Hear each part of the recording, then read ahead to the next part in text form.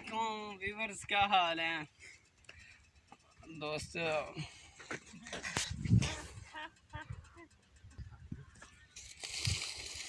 अस्सलाम वालेकुम व्यूअर्स, क्या हाल है। तबीयत सेहत ठीक है।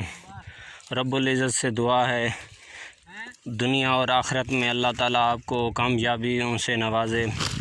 गन्ने दी बिजाई दा मरला जारी है पिया दोस्तों। बिजाई दे दौरान जड़ियाँ गालीं दा ख्याल रखना है वो तो दसा। ओड़ां सीधियां सीधियां बनावणियां निकतां ते बिया जिथों गन्ना कपण वैसो खड़ा गन्ना होना चाहिए, क्योंकि डिंगे गन्ने की टोटी सही नहीं बनती। तो उनके तो बाद किले दे विच फी एकड़ दे विच यानी कि 120 मण लाजमी बीज पावना है। तो उनके तो अगर तारे को बीज की कमी है तो 100 मण लाजमी पैसो। तो जले बीजा सटने डबल टोटी पावनी है।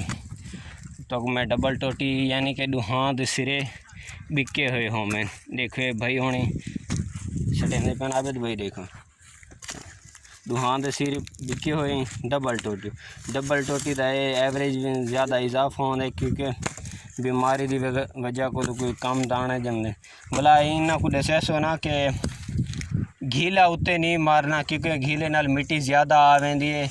उनदे विच गन्ने ते ज़्यादा मिट्टी आ वने तो नुकसान होंदा पिया। पैरां नाल दे देखो पैरां नाल या हत्थां नाल थोड़ी थोड़ी मिट्टी देवनी है गन्ने ते।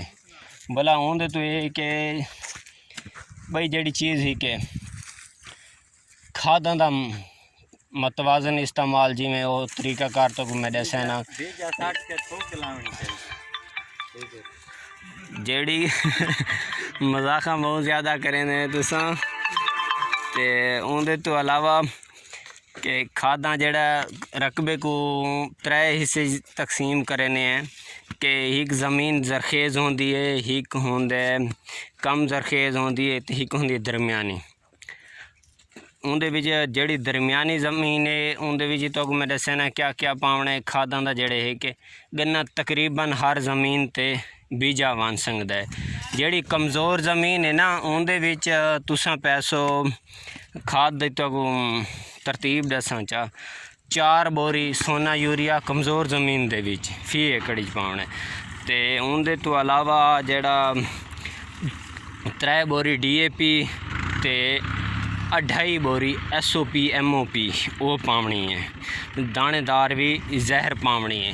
उनदे तो अलावा जड़ी ये तो थी गई कमज़ोर ज़मीन, जड़ी है दरमियानी ज़मीन उनदे विच 3 बोरी सोना यूरिया 2 बोरी DAP ते 2 बोरी ना 1.5 बोरी कारगिन सो MOP SOP। अच्छा उनदे तो बाद आ वेंदी है पहुँच जरखेज़ यानी कि चंगी रकबा पक्का रकबा उनदे विच पावना है 2 बोरी सोना यूरिया ते 1.5 बोरी DAP ते आधी बोरी MOP SOP पा गिन सो।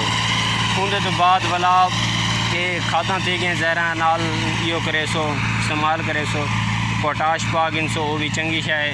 ते उनदे तो अलावा जड़ा वैसे मरला पानी ला गिन सो पानी ले सो भला ये ख्याल करने जल्ले पानी ला गिन सो 24 घंटिया के अंदर अंदर कुजे वाली यानी कि गंद मारन वाली स्प्रे करे सो। उनदे ये कि वीडियो को मुकम्मल देखना है तो आपको बहु मालूमात हासिल थी सन। मेरे चैनल को ज़रूर सब्सक्राइब करना है। जी में थी गई गंद मारन वाली स्प्रे डोल गोल्ड थी गई पेंडीमेथिलीन थी गई यानी कि गंद को रोक देंदी है।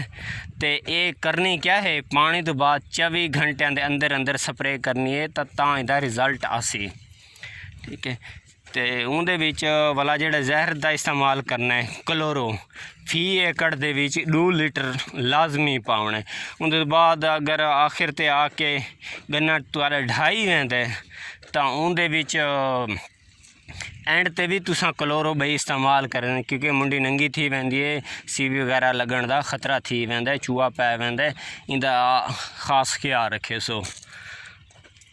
ठीक है दोस्तों, अगली वीडियो नाल मुलाकात थी सी। अल्लाह तो को खुश रखे। मेरे चैनल को ज़रूर सब्सक्राइब करना है। यो जैम मशवरे तो को मिलते रहे वैसे। अल्लाह हाफिज़। अल्लाह सोने दी अमान।